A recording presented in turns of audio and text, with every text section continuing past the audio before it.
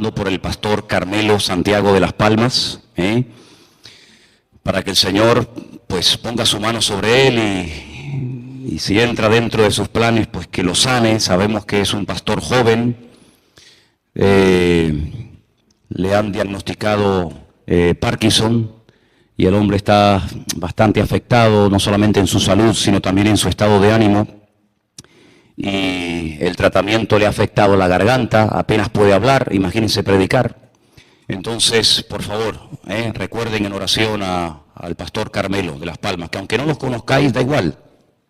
Yo creo que muchas oraciones que se hagan a su favor, pues puede hacer que el Señor obre un milagro en su vida. Y también por otro pastor que no conocéis, pero que yo os he pedido oración, un pastor se llama Daniel, es un pastor que conocí en estos viajes que de vez en cuando hago a Italia, pues le han diagnosticado una enfermedad, vaya, un cáncer, ¿no? Y entonces el hombre ha tenido que dejar el ministerio.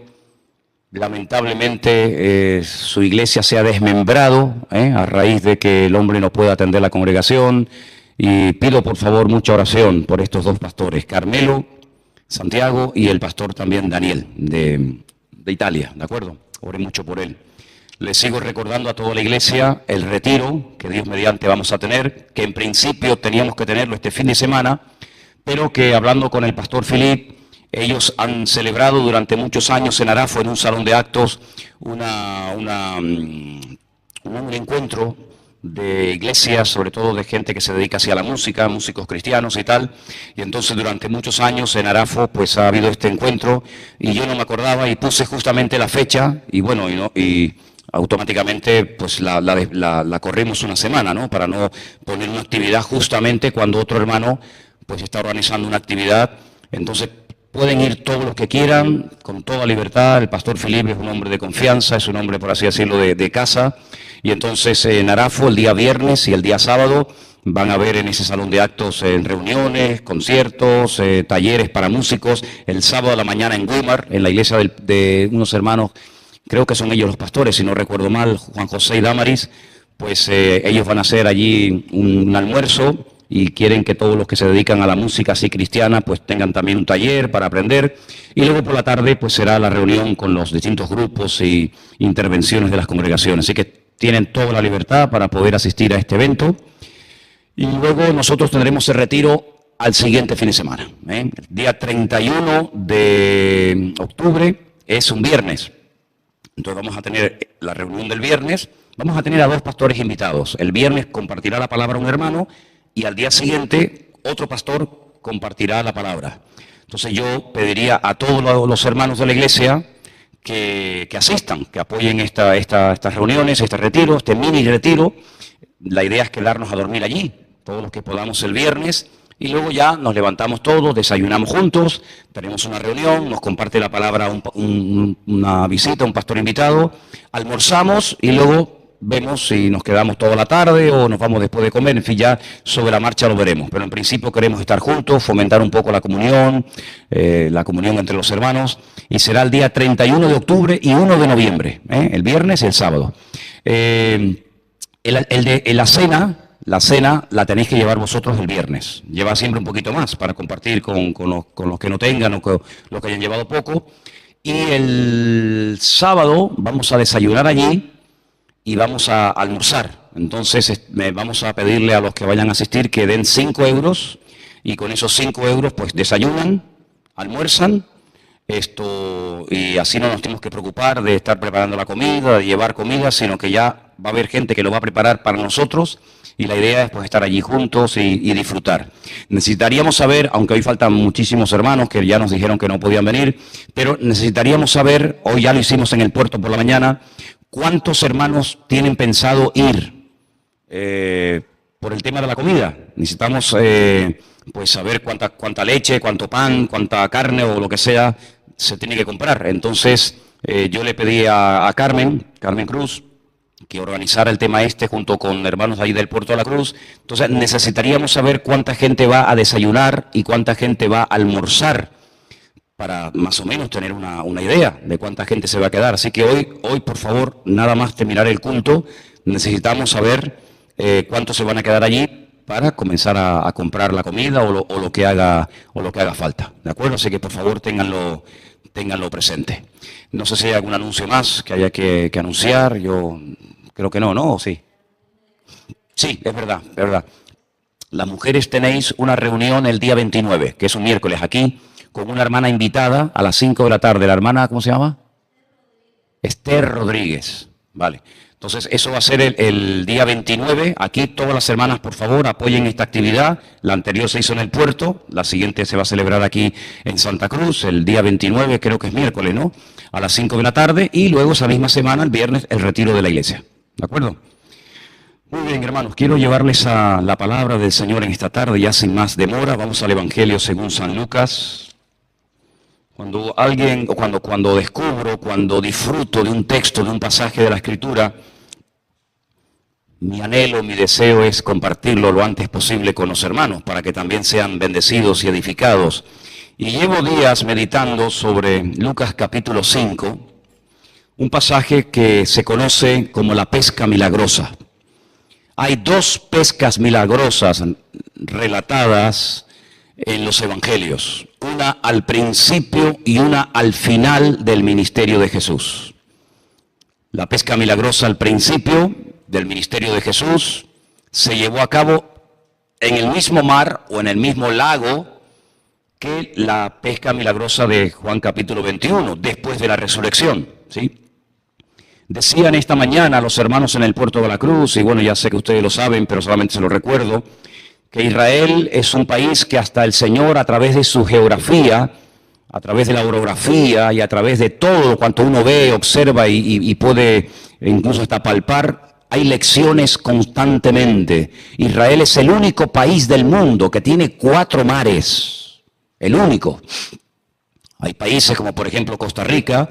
Cuando estuve hace muchos años en Costa Rica, pues conocí la parte del Caribe y la parte del Pacífico, pero tiene 2 mares. Israel tiene 4, 2 internos y 2 externos, por así decirlo. Tiene, digamos, al oeste el famoso Mare Nostrum, el mar Mediterráneo, ¿sí? Con una costa maravillosa, costa que en los tiempos bíblicos dominaban los filisteos. Tenían 5 ciudades en la costa mediterránea y ellos controlaban la salida y la entrada de mercancías. Tenían lo que hoy en día se sigue llamando igual, Gaza, Ecrón, o Ascalón, Asdod, Ecrón y Gat, esas 5 ciudades costeras allí en la franja mediterránea. Pero no nos olvidemos que Israel al final, al sur, donde hoy en día hay una ciudad que se llama Eilat, una ciudad 100% turística, pues las aguas que la gente puede allí disfrutar y bañarse en ellas son las aguas del Mar Rojo, efectivamente, el Mar Rojo, ¿vale? Así que esas son las 2 aguas, digamos, saladas o mares externos que tiene Israel en su costa. Pero luego dentro del país tiene 2 lagos enormes, que se llama uno el Mar de Galilea, el Mar de Genesaret, arriba, al norte, que tiene forma de arpa, el arpa de David. Hay un instrumento que se llama el arpa de David. Hay muchos tipos de arpa. Hay algunos países latinoamericanos que usan el arpa como un instrumento en su folclore. Bueno, en Israel hay un arpa típica de Israel, que es la famosa arpa de David. Y el lago de Genesaret tiene la forma del arpa del rey David. Y es un mar interno, un poquito salado, pero digamos que es el agua que tratada toma todo el país, que se alimenta del Monte Hermón, de los altos del Golán. Pero más al sur, hay un mar que se llama en hebreo el Yam Hamelach. Yam significa mar, Hamelach es sal, y es el mar de la sal. Lo conocemos nosotros con el nombre del Mar Muerto. Y bueno, alrededor del Mar Muerto hay un montón de hoteles y de spas donde la gente va a ponerse barro. De hecho, todavía nosotros tenemos en casa una botellita de barro que hemos traído en algunos de los viajes que hemos hecho. Así que esta particularidad es típica de Israel, 4 mares, 2 externos y 2 internos. El capítulo 5 de Lucas nos habla acerca de uno de estos 4 mares, el mar o el lago de Genesaret, lugar donde el Señor decidió establecer su cuartel general en cuanto a su ministerio. Israel es un país muy cortito, relativamente muy corto, no tiene más de 300 y pico kilómetros de largo. El Señor decidió irse al norte había unas ciudades, pueblecitos, tales como Tiberias, Capernaum. Capernaum significa Cafarnaúm, el pueblo del profeta Nahum. Y en ese lugar tranquilo, hermoso, lejos de los religiosos de Jerusalén, fue donde el Señor arrancó su ministerio. Y fue un lugar que lo utilizó como centro de entrenamiento de una serie de personas que tiempo más tarde, con el respaldo del Señor, transformarían la historia de la humanidad, los famosos 12 discípulos. En el capítulo 5 dice que Jesús estaba junto al lago de Genezaret y dice que el gentío, la gente se agolpaba sobre él para oír la palabra del Señor. Qué hermoso sería que hoy en día se agolparan las multitudes, no para ir a ver a un cantante famoso o para ir a ver un partido de fútbol o cualquier otro acontecimiento, sino que las multitudes vinieran hambrientas y sedientas de oír y de aprender la palabra del Señor. Sería algo realmente extraordinario, ¿a que sí, hermanos? Pues eso le pasaba al Señor Jesucristo. Las multitudes lo acosaban, lo perseguían por todas partes del país porque tenían ganas de oír la palabra del Señor. No cuentos, ni mitos, ni leyendas, sino la palabra de Dios, la que transforma al hombre. Y dice que allí en el versículo 2 vio 2 barcas que estaban cerca de la orilla del lago, y los pescadores, habiendo descendido de ellas, lavaban sus redes. Hay momentos en los que encontramos a los discípulos lavando las redes, como en esta ocasión, y hay otros pasajes donde encontramos a los discípulos remendando las redes, porque se deterioraban, agarraban alguna piedra del fondo y se podían romper, pero en esta ocasión ellos están lavando las redes. Y la sensación que seguramente desprendían sin palabras era una sensación de derrota, de tristeza, de pesimismo, porque dice la Escritura en el versículo 3 que Jesús entró en una de aquellas barcas, la cual era de Simón, y le rogó que lo apartase de tierra un poco. Es un sistema de extender el mensaje muy interesante, ¿no? Si lo hiciéramos a la inversa, el sonido no se proyectaría con la fuerza con la que se proyecta si lo hacemos a la inversa. Si tú estás en el agua y hablas fuerte, el mismo impulso de las olas hace que el sonido llegue mucho más lejos que si lo hicieras al revés. Y el Señor utilizó, digamos, la tecnología natural de la época. Dice que le pidió que la apartase un poco de la orilla y sentándose enseñaba desde la barca a la multitud. Ahí sentado, cuántas maravillas habrá compartido el Señor con sus discípulos. ¿A cuántos le hubiera gustado estar allí en la orilla escuchando las enseñanzas del Maestro? ¿Hay alguno? Tenía que ser una maravilla, ¿verdad?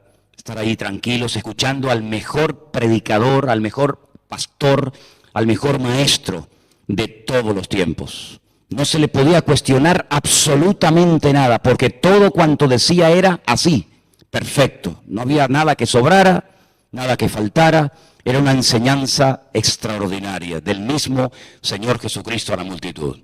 Cuando terminó la enseñanza, cuando terminó la exposición del mensaje, le dijo a Simón, al dueño de la barca: boga mar adentro y echad vuestras redes para pescar.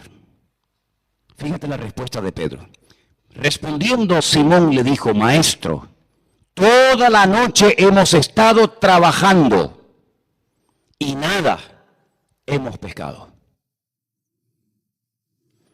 Mas en tu palabra echaré la red. Primero te cuento la realidad. Lo he intentado y he fracasado. Hemos estado toda la noche trabajando, no hemos estado de brazos cruzados, perdiendo el tiempo, lo hemos intentado.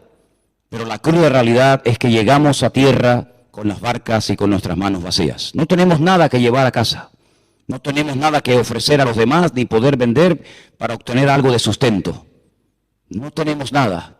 Pero si tú me pides que lo vuelva a intentar, lo volveré a intentar. Pero en esta ocasión, dice, en tu palabra echaré la red. Después hablaremos un poco de eso. Versículo 6. Y habiéndolo hecho, encerraron gran cantidad de peces y su red se rompía.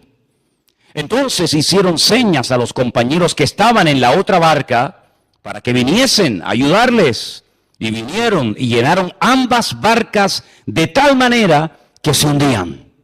Increíble, ¿eh? Tremendo. Ahora, esto hizo que algo en Pedro brotara de tal manera que dice la Escritura que viendo Simón Pedro este milagro, esta transformación, dice, cayó de rodillas ante Jesús diciendo, apártate de mí, Señor, porque soy hombre pecador. Lo había escuchado, no sé, 10 minutos, 15, 20, una hora, 3/4 de hora. No sabemos exactamente cuánto duró el mensaje que el Señor transmitía a la multitud. Y ahí estaba, lo veía, lo podía tocar, podía observarlo de diferentes ángulos, pero no se inmutaba. Pero hay algo, ocurre algo, que cuando Pedro ve ese milagro, le entra una convicción de pecado tan tremenda que dice que se postra ante el Señor, cae de rodillas y le pide que se aparte de él porque reconoce que es un hombre pecador. Porque la barca, dice, porque por la pesca que habían hecho, el temor se había apoderado de él y de todos los que estaban con él. Sigo leyendo en el versículo 10. Asimismo, de Jacobo y de Juan, hijos de Zebedeo, que eran sus compañeros, eran compañeros de Simón, pero Jesús le dijo a Simón, no temas, tranquilo. Ahora, desde ahora, serás, ¿qué? Pescador de hombres. Y cuando trajeron a tierra las barcas, dejándolo todo, dice aquí, le siguieron. ¿Cuántos dicen amén a su palabra? Todavía 2000 años después, cuando uno lee estos milagros, cuando uno lee los evangelios, todavía uno nota la presencia del Señor en estas letras, ¿sí o no? Es como si el mismo Señor Jesucristo nos hablara y estuviera en esta tarde hablándonos a través de su bendita palabra.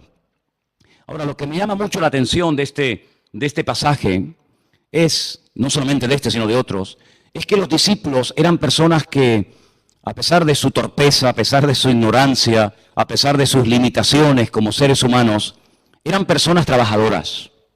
No eran personas vagas, no eran personas comodonas, apoltronadas, sino eran personas que se esforzaban por llevar el sustento a su hogar. Eran personas pobres, no tenían ni siquiera un pequeño trocito de tierra para poder cultivarlo y producir algo para llevar a casa, sino eran personas que se dedicaban a la pesca. Y era un trabajo arduo, era un trabajo difícil. Ni siquiera se podía congelar para venderlo la próxima semana, sino que era algo que se tenía, casi se vivía al día. Y a este grupo de personas que no analfabetas, pero poco instruidas, tal vez en la palabra y en otras cuestiones de la religión de aquel tiempo, son las personas que el Señor escoge para prepararlos y entrenarlos para posteriormente, como dije hace un instante, transformar el rumbo de la historia de la humanidad. Allí está el Señor con esta gente durante 3 años, tratando de corregir sus fallos, sus errores, tratando de que se amolden, de que aprendan a trabajar, de que aprendan el concepto de la unidad y otros muchos, ¿verdad? Y dice la palabra del Señor que Jesús un día llegó por aquel lugar donde Pedro estaba como siempre pescando, dedicándose a sus labores, pero Pedro y otros discípulos juntamente con él no sabían que ese día iba a ser el inicio de una vida nueva, de una vida diferente, de una vida totalmente alejada a lo que desde ese día, desde hace muchos años, ellos se habían dedicado. Y en nuestra vida, hermanos, tiene que haber momentos puntuales, momentos en los que tiene que haber un antes y un después. Podemos ver a lo largo de la Biblia que personas creyentes en el Señor, personas que habían creído y habían servido al Señor durante años, hay momentos puntuales, hay experiencias que los marcaron. Por ejemplo, Jacob. Jacob es un hombre que se crió en la palabra de Dios. Jacob es una persona que se crió bajo la cobertura de padres creyentes, adoradores del Señor. Su abuelo era un tremendo hombre de Dios. Pero hay experiencias, por ejemplo, en la vida de Jacob que lo marcaron. Y prueba de ello que a veces va dejando como marcas por el camino, piedras que levanta y unge con aceite para recordar tiempo después que en aquel lugar un día el Señor se encontró, un día el Señor se manifestó a su vida, ¿no? Josué estuvo 40 años aprendiendo de la sabiduría y del tremendo conocimiento del varón de Dios, Moisés. De hecho, el salmo que hemos leído hoy es un salmo escrito por Moisés. Pero hay momentos en los que ocurren cosas en la vida de Josué que él no quiere que se olviden, ni él ni sus descendientes. Por ejemplo, cuando cruzó el río Jordán, la Biblia dice que una vez que las tribus de Israel cruzan el río Jordán, Él da la orden de que saquen piedras, enormes piedras, y que las pongan una encima de la otra. Y dice, y cuando el día de mañana pregunten, ¿y esto qué es?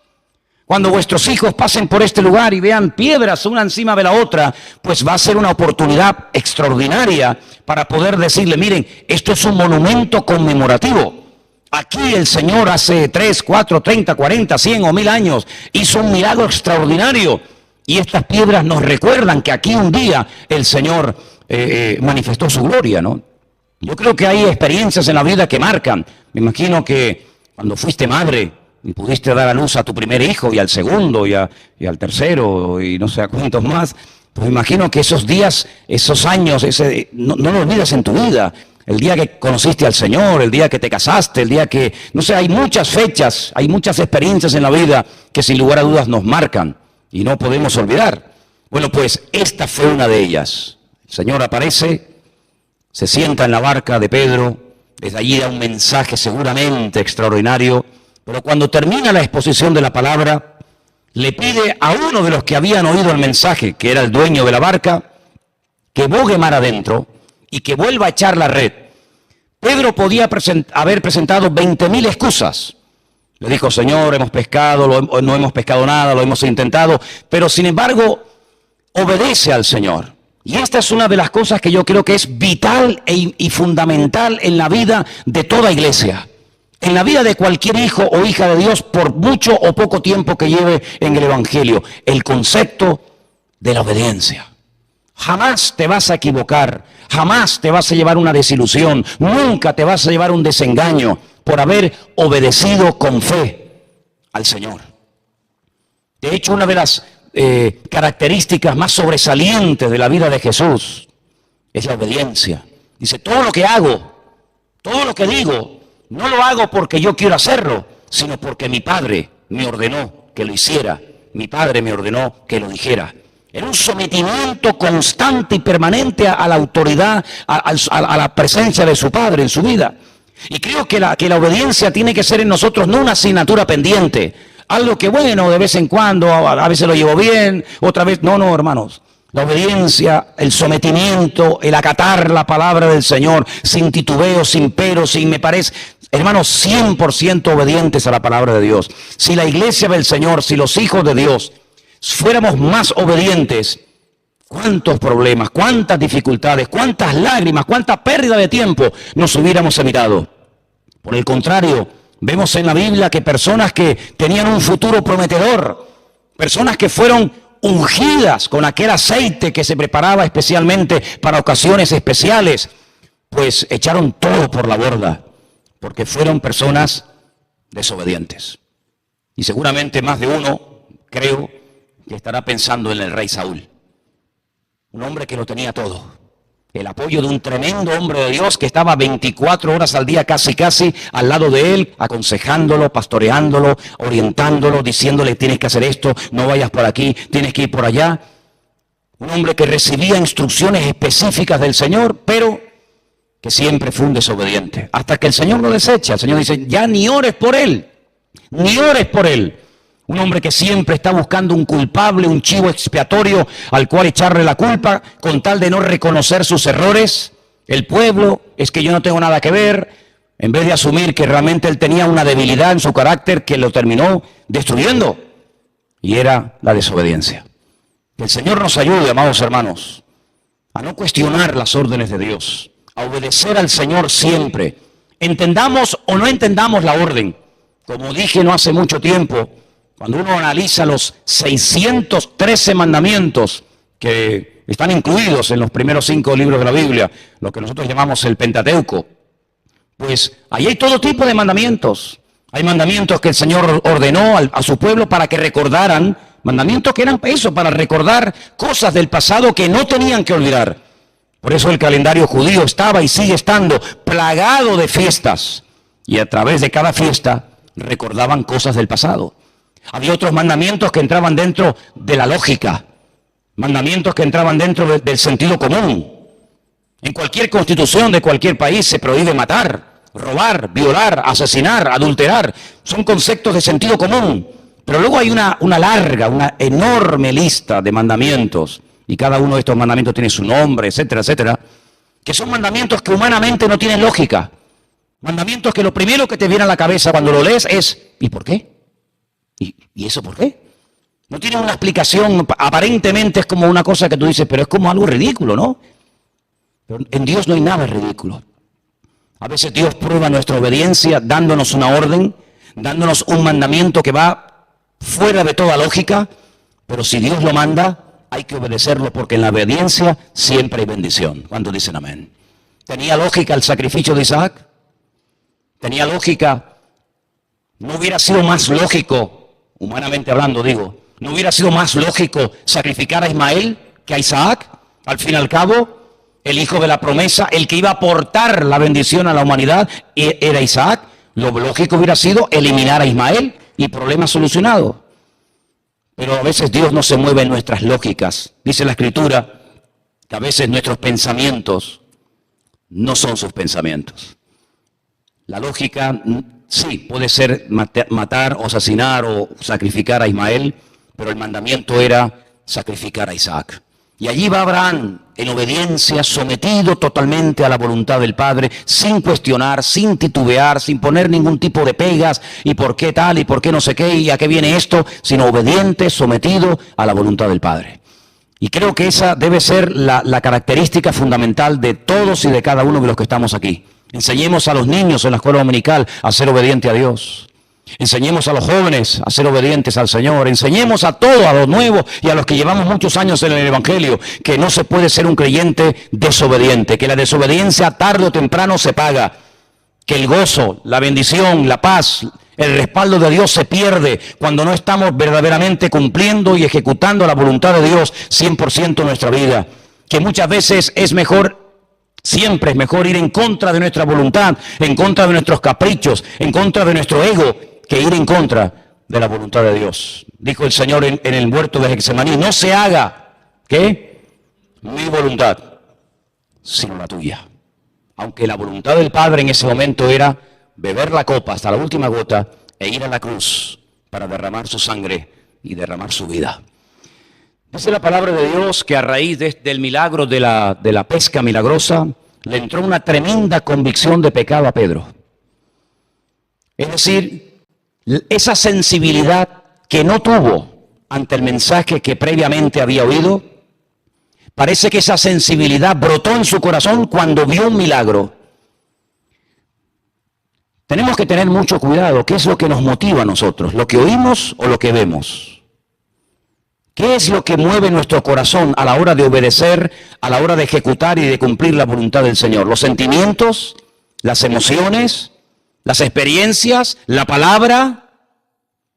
Pedro escuchó durante mucho tiempo el mensaje, pero no cayó postrado ante el Señor diciendo, Dios mío, gracias por hablarnos de esta manera, gracias por esta palabra, por este estudio. Parece como que no le tocó, no le afectó, pero luego cuando ve la barca llena de peces, cuando aparentemente él como pescador ve que ha sido bendecido, ahí es donde reacciona. Y tenemos que tener mucho cuidado con qué es lo que mueve y qué es lo que motiva nuestro corazón. Hay personas que les gusta sentir, hay personas que les gusta tener experiencias. Y el Señor no nos ha llamado a tener experiencias, porque la mayor experiencia de todas, yo ya la he tenido, y creo que muchos también aquí.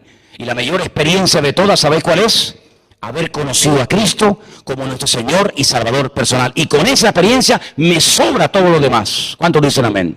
No busquemos sensaciones, no busquemos experiencias fuera del Señor, porque la mayor experiencia que podemos tener en esta vida es la de haberle conocido a Él. Dice la Biblia que no se jacte el valiente en su valentía, sino que se jacte aquel que se quiera jactar o enaltecer o enorgullecer en conocerme y en obedecerme y en cumplir con mi palabra.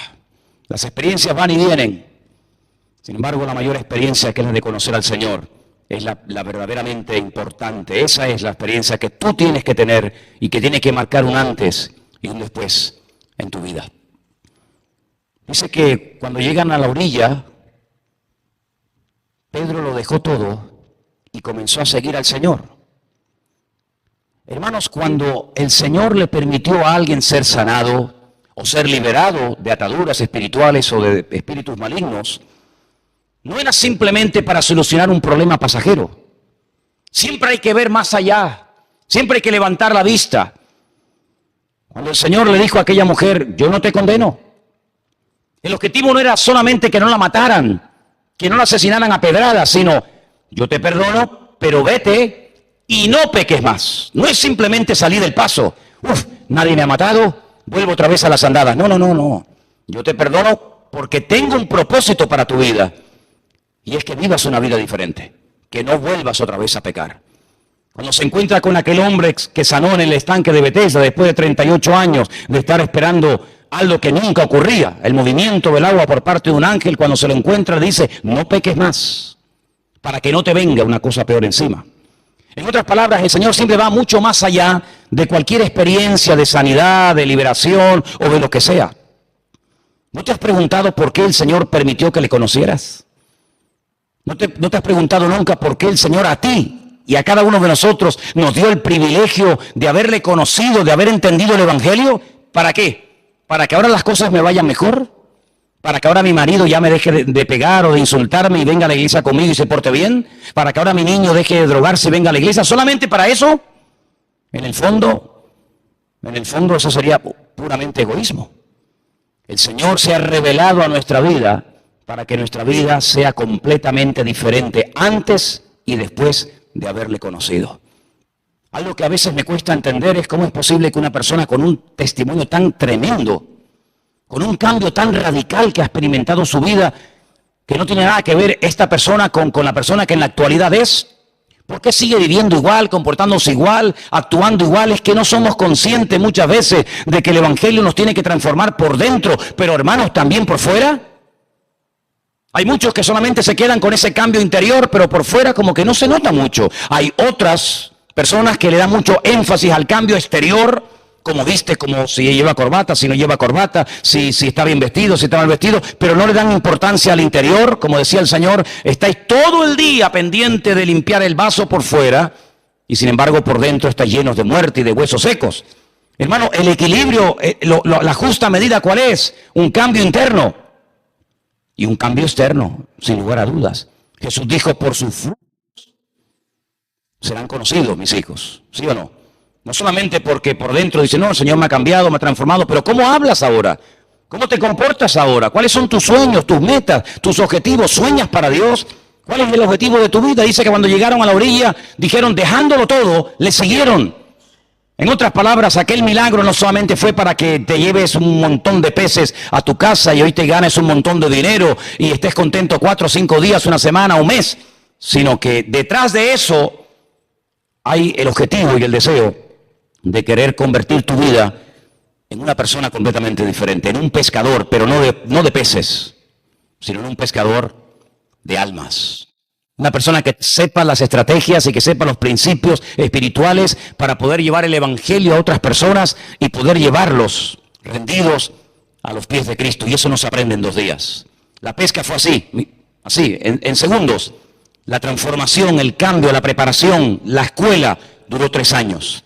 Y es siempre así, amados. La salvación es instantánea. Hoy estarás conmigo en el paraíso. Bueno, vamos a ver, vamos a negociar, vente mañana, no sé si vas en serio. Hoy estarás conmigo en el paraíso. Una persona acepta al Señor en un genuino arrepentimiento, confiesa a Cristo, abre su corazón y es salvo instantáneamente. Pero luego viene un proceso, un largo y arduo proceso que dura ¿cuánto? Toda la vida, ¿verdad?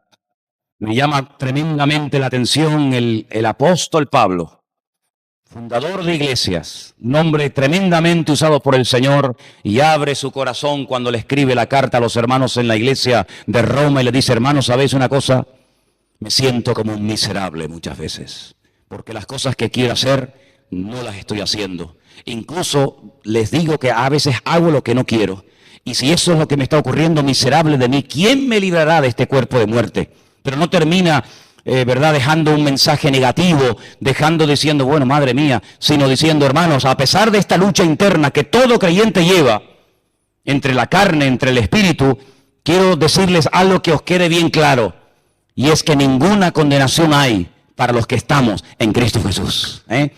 Porque si uno oye al apóstol Pablo decir, bueno, miserable de mí, ¿quién me librará de este cuerpo de muerte? Y hago cosas que no quiero, y en el fondo lo que quiero no lo hago, tú dices, Señor, pero si Pablo habla así, con ese conocimiento que tiene, con esa sabiduría que Pedro dice, nuestro hermano Pablo, al cual el Señor le da una tremenda sabiduría, que escribe cosas profundas que los indoctos tuercen para su perdición, si este hombre lo oímos hablar así, ¿a dónde voy yo?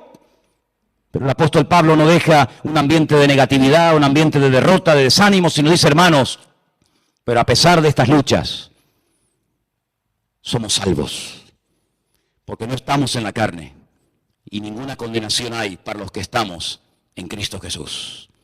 Es triste ver a veces a creyentes que no han terminado de entender lo que es el Evangelio. El Evangelio no es cambiar una religión por otra. El Evangelio no es dejar de ir a misa y comenzar a ir al culto. El Evangelio no es dejar de oír a un cura y venir a escuchar a un pastor. El Evangelio no es dejar de hacer la señal de la cruz y dejar de participar de la hostia y venir a la iglesia y tomar el pan y el vino. El Evangelio es mucho más que todo eso. El Evangelio es una vida transformada y cambiada por el poder de Dios.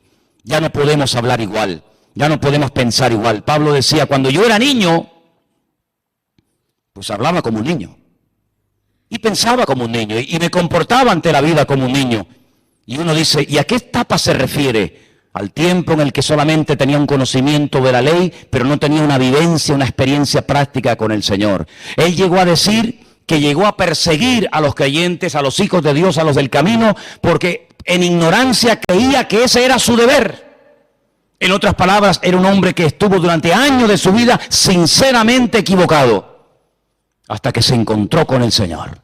Así como Pedro se encontró con el Señor y le vino una convicción de pecado tremenda, y debemos de orar para que la gente sienta convicción de pecados, porque vivimos en una sociedad tremendamente insensible, ¿sí o no, hermanos?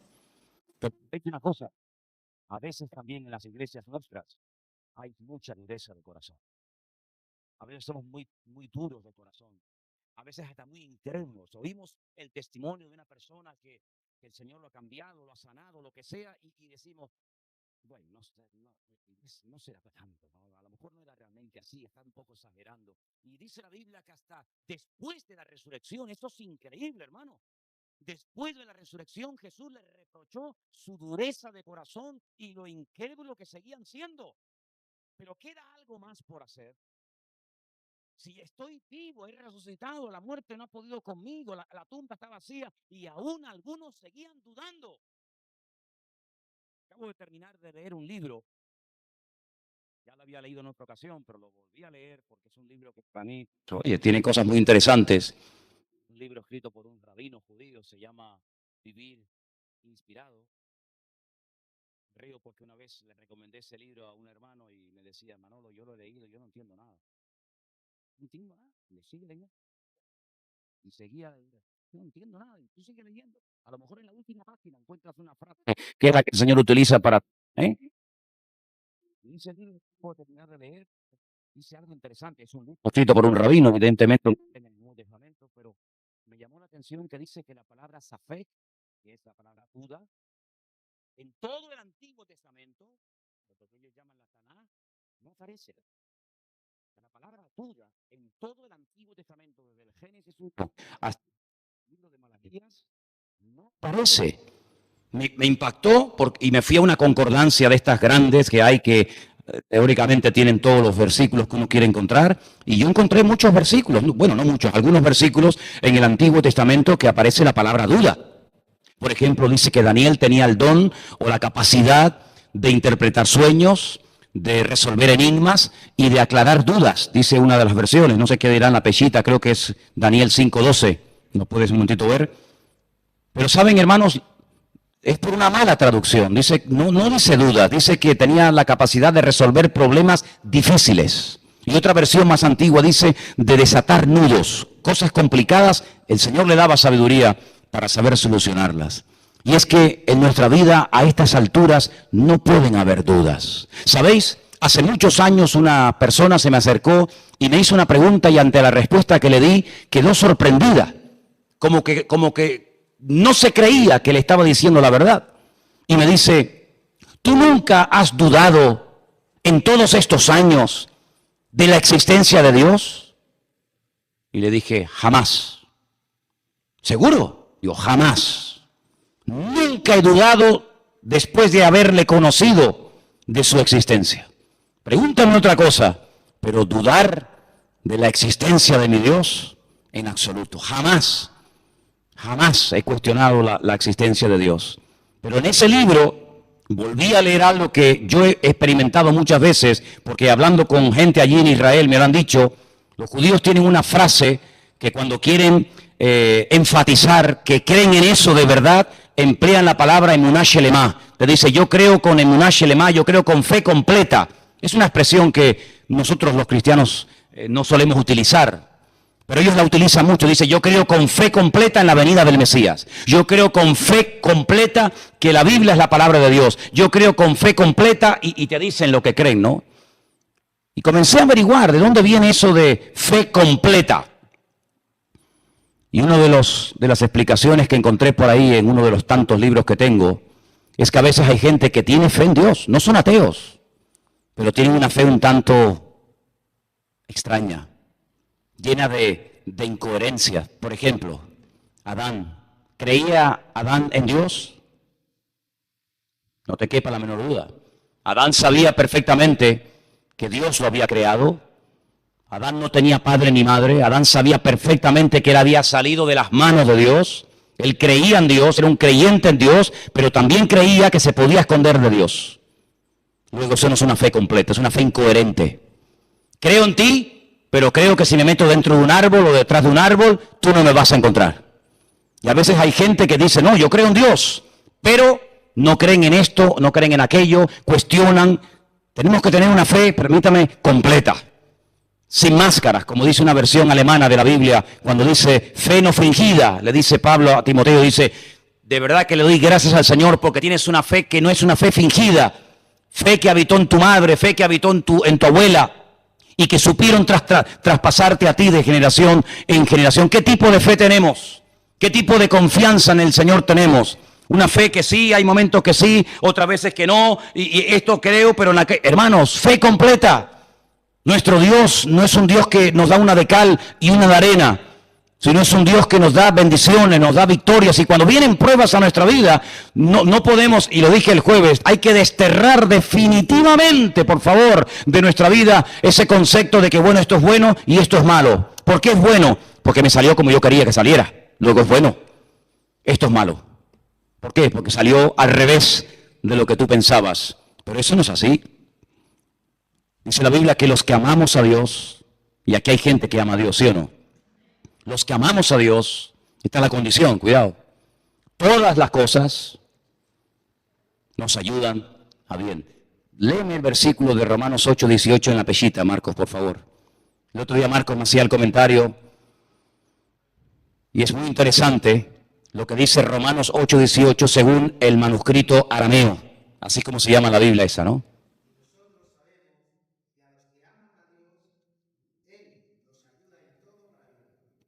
Amigo, Él, el Señor nuestro Dios, nos ayuda en todo para bien.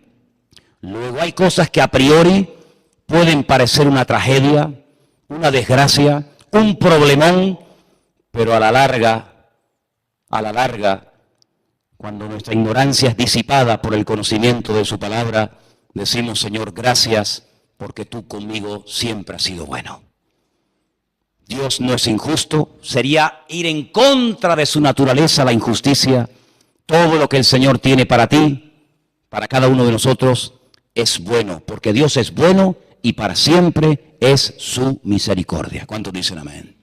Yo quiero terminar, hermanos, pidiéndole a todos en esta tarde que hagamos una reflexión acerca de la calidad de nuestra fe. ¿Sabéis que la Biblia nos habla de niveles de amor?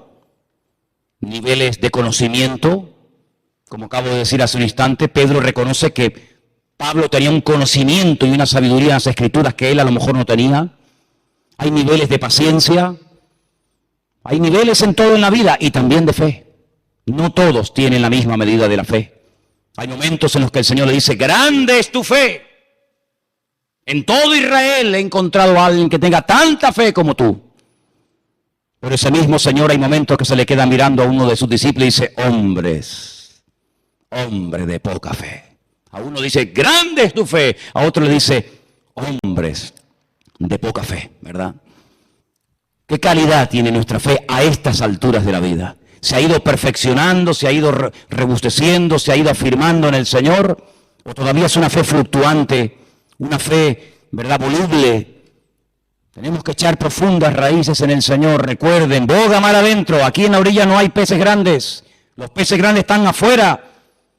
El portero de mi edificio el otro día me enseñó una fotografía con el barquito que él va, los peces que coge. Y el otro día me dice, mira, un atún de 38 kilos.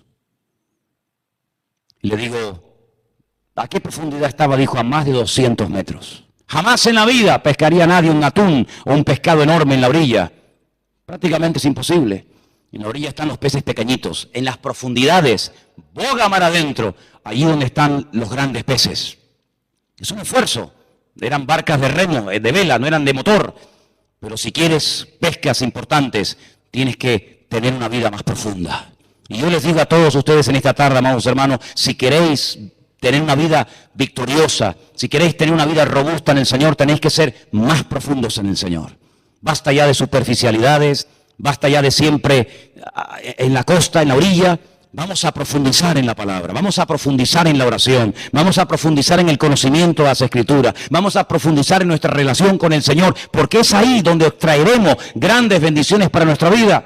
Las mayores bendiciones, las cosas que valen, diamantes, oro, platino, etcétera, están en las profundidades de la tierra, no están en la orilla. En la superficie, que cualquiera las puede extraer. Hay que cavar y ahondar y ir a fondo. Y ahí es donde surgen los grandes regalos o sorpresas de la naturaleza.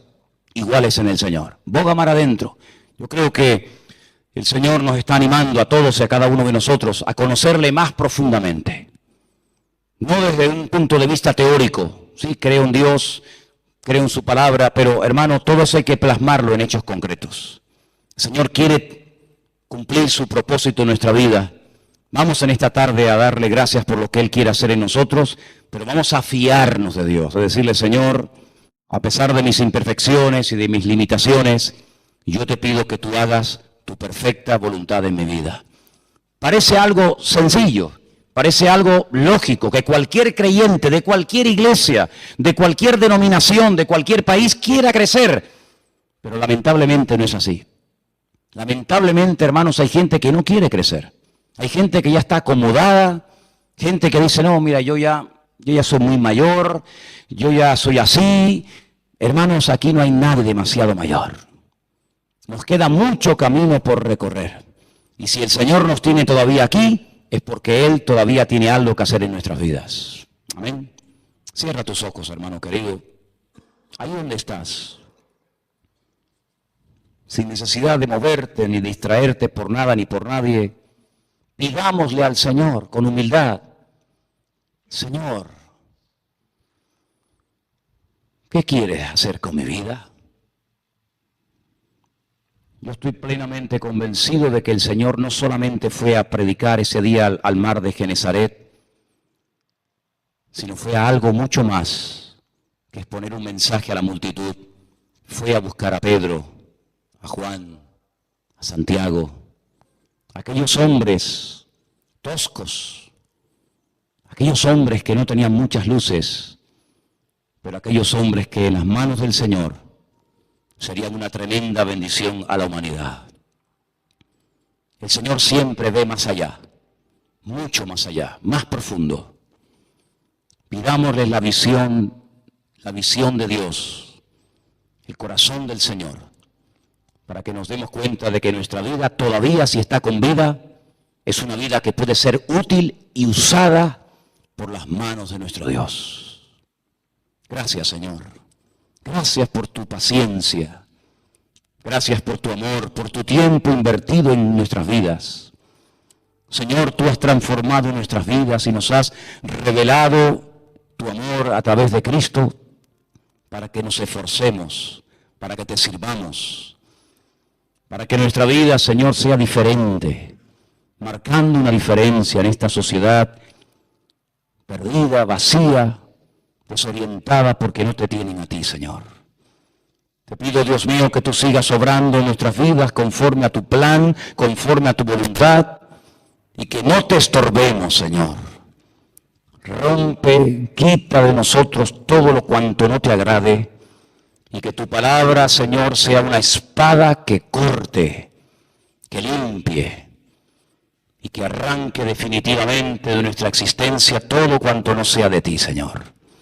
Bendice nuestras vidas, Padre Santo, y que durante toda esta semana meditemos que hay muchas puertas y muchas cosas todavía por descubrir en el Señor. Que en ti no existe rutina ni monotonía, sino novedad de vida. Señor, gracias porque nos has permitido estar aquí. Te pedimos que en esta semana tengamos todos una semana victoriosa, una semana bendecida, una semana en la que estemos atentos, que no malgastemos palabras en conversaciones absurdas que no tienen sentido, sino que, Señor, seamos sabios a la hora de administrar nuestro tiempo. Bendice a los hermanos enfermos, bendice a nuestros hermanos perseguidos, bendice a todos los que no han podido venir en esta tarde, y que tu bendición nos alcance, Señor, donde quiera que nos encontremos siempre. Nos encomendamos a ti, Señor, y pedimos que esta semana sea una semana para todos, una semana bendecida, Señor. Bendice a tu pueblo, aviva tu obra en medio de los tiempos y usa nuestra vida conforme a tu voluntad. Te damos gracias por todo, en el bendito y poderoso nombre de